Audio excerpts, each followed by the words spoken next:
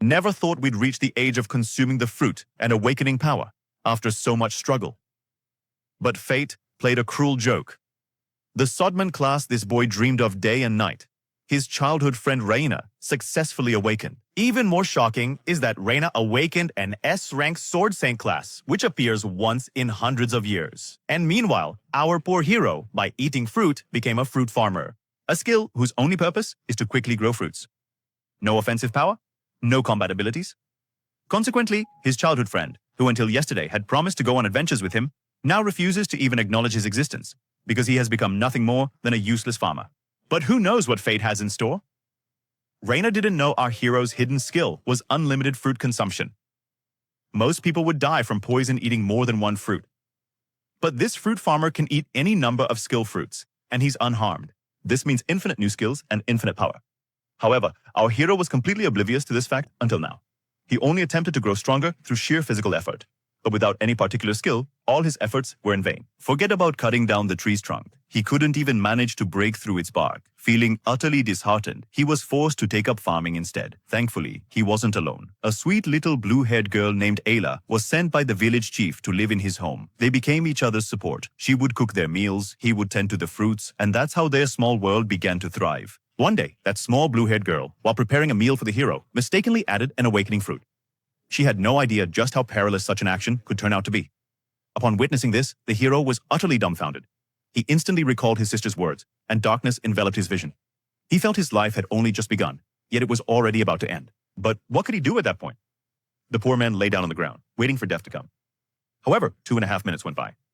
Not only was his body completely unaffected, but he also awakened a new skill called Sword God. Before he could even comprehend what was happening, Ayla too began to awaken, and she was granted a truly rare appraisal skill. Based on Ayla's assessment, our hero's Fruit Master skill can neutralize the poison from any fruit. And Sword God, it is truly a formidable combat skill that upon grasping a sword, significantly boosts both attack power and physical resistance. It is so incredibly rare that Raina's Sword Saint skill doesn't even come close to its power. Upon hearing this, our hero was overcome with excitement and immediately made his way to the mountain behind. He desperately wanted to confirm whether all of this was merely a dream or a tangible reality. He just gave a light swing of his sword, and the trunk that wouldn't move an inch before not only split cleanly into two, but the ancient, centuries-old tree behind it was also severed. Witnessing this sight, the hero's joy knew absolutely no bounds. The very next day, without wasting any time, he took Ayla to the guild and registered himself as an adventurer. Just as he was about to take his first mission, some low-class adventurers fixed their gaze on him. A farmer, and he's thinking of becoming an adventurer?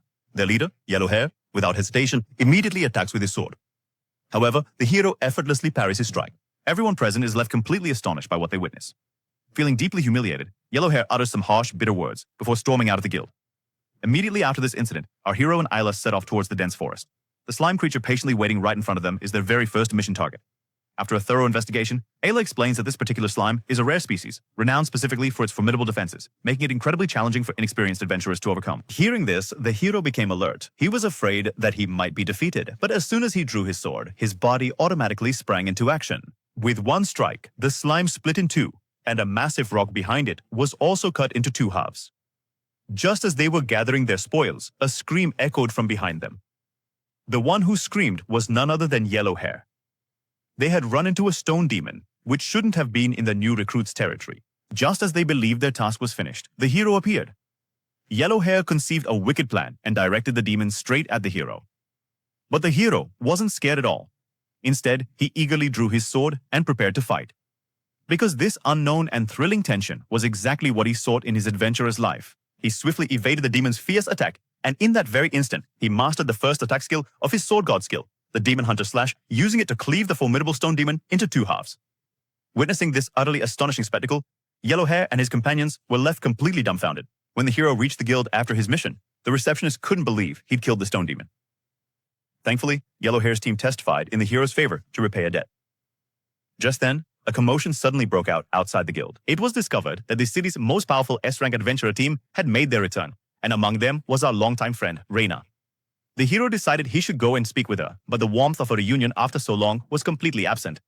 Raina stared at him as if she had no idea who he was. "Who exactly are you?" Meanwhile, Gross simply couldn't believe his eyes. As an S-rank leader, he should have been the strongest. But today, he lost. And lost to whom? To a fresh adventurer, broom in hand. This was just too weird.